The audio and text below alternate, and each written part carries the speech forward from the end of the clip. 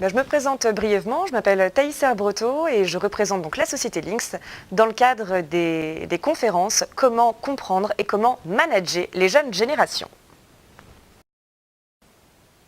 Pour moi, ça n'a jamais été autant d'actualité quand on voit qu'en 2025, 75% des actifs seront des jeunes générations.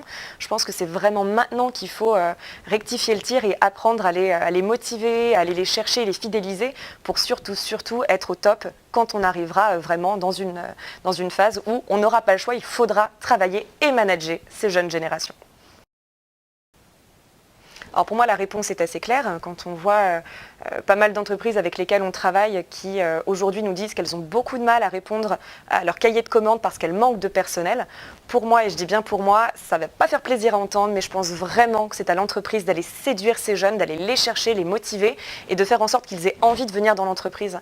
Alors certes, ce n'est pas très agréable à entendre, mais quand on voit le taux de chômage et au final ces jeunes qui freinent à venir, ça va être à l'entreprise d'aller les séduire.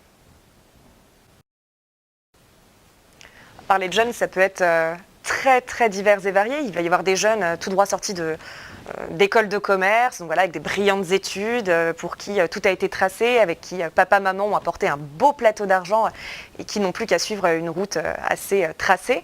Et il peut y avoir aussi des jeunes très différents, des jeunes tout droit sortis peut-être de milieux défavorisés, des jeunes en lien avec des missions locales. Et ça peut être effectivement donc des jeunes qui sortent d'études très brillantes, comme des gens qui sortent de bac pro, de filières professionnelles.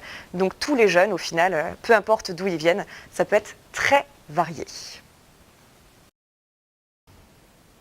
Chez Lynx, on aime bien utiliser 3 outils, 3 clés. La première, ça serait une clé pour moi en rapport avec l'écoute, comment écouter cette jeune génération. La deuxième serait plutôt une clé en lien avec le management, parce qu'effectivement, être manager aujourd'hui, c'est pas être manager d'hier. Il y a vraiment une grande différence entre le management d'il y a 10 ans et le management d'aujourd'hui. Et enfin, une dernière clé qui pourrait correspondre à la fois sur le plan perso et sur le plan pro, avec comment poser surtout les bonnes questions.